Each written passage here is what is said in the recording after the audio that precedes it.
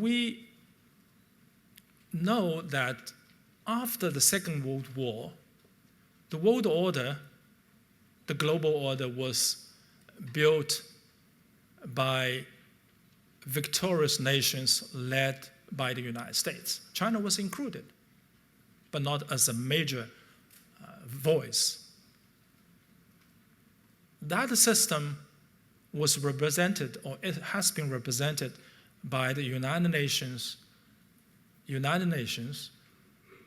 and its core is a system of collective security, with Security Council as the only international organ that can make decisions that will be mandatory or compulsory for every nation to follow under Chapter 7 of the United Nations Charter. But on the other hand, the security of the world was also underpinned by a network of bilateral and multilateral military alliances with the United States at the center. So you have seen two things: the UN security system and the U.S. security system based on military alliances. With more globalized we become, more economically interdependent we become, the UN's role is still very strong. It's universally accepted by all countries, by all nations. But this security arrangement based on bilateral military alliances, multilateral military alliances, I would say was outdated.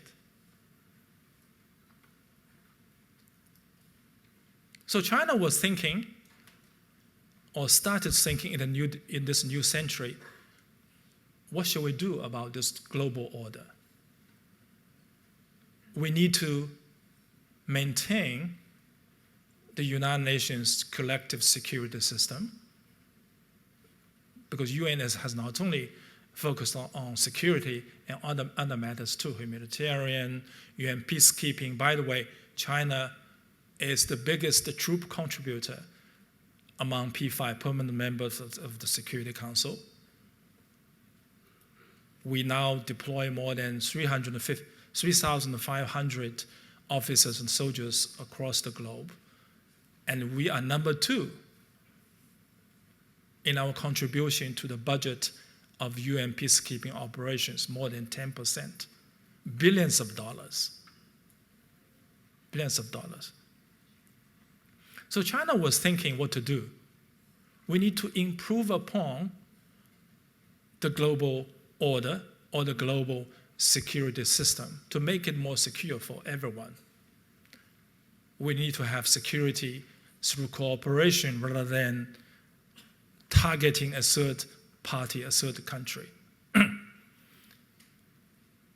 Again, we draw our wisdom from Chinese culture. A harmonious world, harmonious relationship among nations. So President Xi and the Chinese leaders presented an idea of globalism in the form of building a global cooperative partnership network, a network of partners. You hear a lot when our leaders are visiting other countries.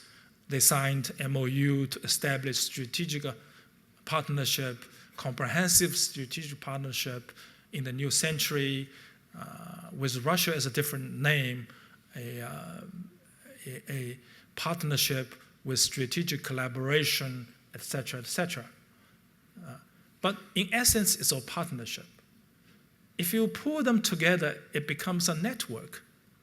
By the end of 2016, China has established over 97 partnerships with different countries and regional organizations, approaching 100. So you can see it's taking shape.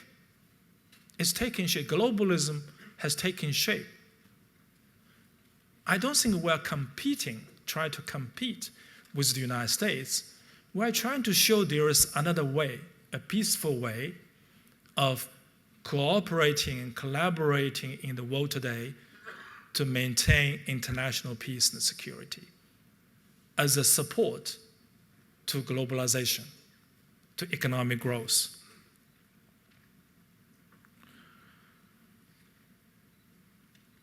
I mentioned in the screen that equality, peace, and tolerance are the salient features of this cooperative partnership.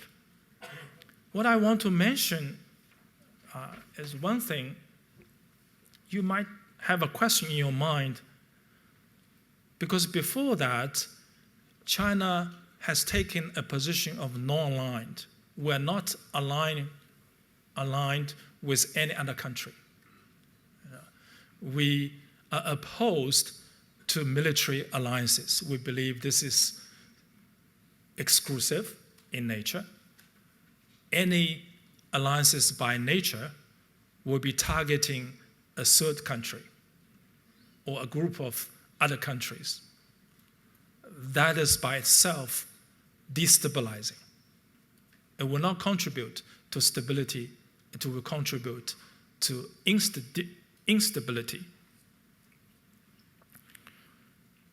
So globalism, or a network of global partnership, actually is an innovation